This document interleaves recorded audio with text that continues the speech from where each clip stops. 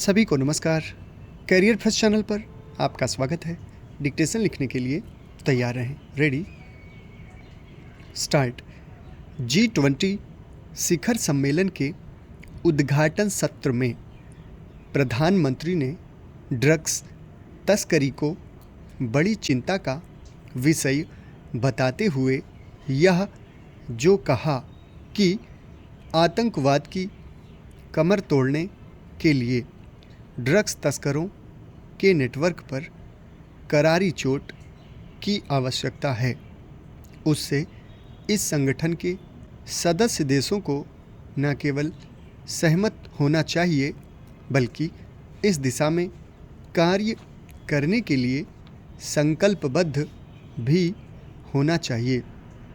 अब यह किसी से छिपा नहीं कि मादक पदार्थों के अवैध कारोबार से अर्जित होने वाला धन गैरकानूनी गतिविधियों में खपाया जाता है। इस पैसे का सबसे अधिक इस्तेमाल माफिया तत्व एवं आतंकी समूह करते हैं। दुनिया भर के आतंकी गुट खुद को संगठित करने और हथियार जुटाने के लिए आम तौर पर मादक पदार्थों की तस्करी में भी लिप्त रहते हैं। यह एक ऐसा तथ्य है जिससे कोई भी देश अनजान नहीं हो सकता।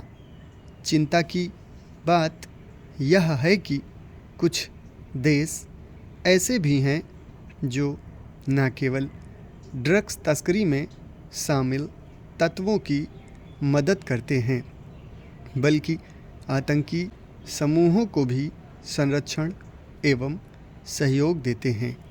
ड्रग्स तस्करों और आतंकी समूहों के बीच के गठजोड़ ने जो खतरा पैदा कर दिया है उसका सामना विभिन्न देश मिलकर ही कर सकते हैं।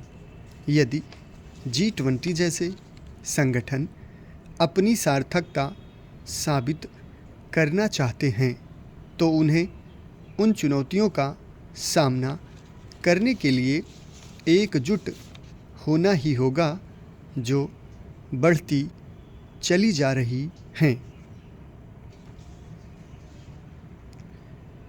इसकी अनदेखी नहीं की जानी चाहिए कि G20 सम्मेलन के साझा घोषणा पत्रों में जिन समस्याओं से निपटने की आवश्यकता जताई जाती है उन पर कोई ठोस काम कठिनाई से ही हो पाता है।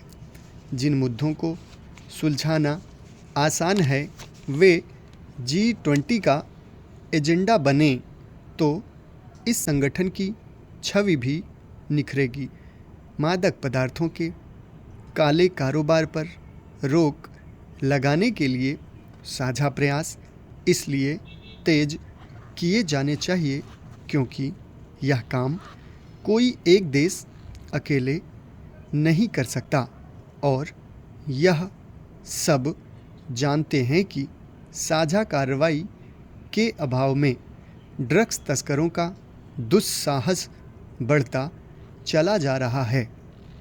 यह देखने को मिल रहा है कि अब नए नए और कहीं अधिक घातक मादक पदार्थों को निर्मित कर उनकी तस्करी की जा रही है। उदाहरण स्वरूप फेंटानाइल नामक बेहद घातक माना जाने वाला मादक पदार्थ तेज़ी से फैल रहा है। अभी इससे अमेरिका ही बुरी तरह प्रभावित है लेकिन आशंका है कि आने वाले समय में ड्रग्स तस्कर इसे अन्य देशों में भी पहुंचाने की कोशिश कर सकते हैं। G20 देश ड्रग्स तस्करी पर रोक लगाने के साथ भारतीय प्रधानमंत्री की ओर से रेखांकित किए गए AI के दुरुपयोग को रोकने के मामले में भी सक्रिय हों तो बेहतर क्योंकि यह भी एक कटु सच्चाई है। समाप्त। बहुत बहुत धन्यवाद।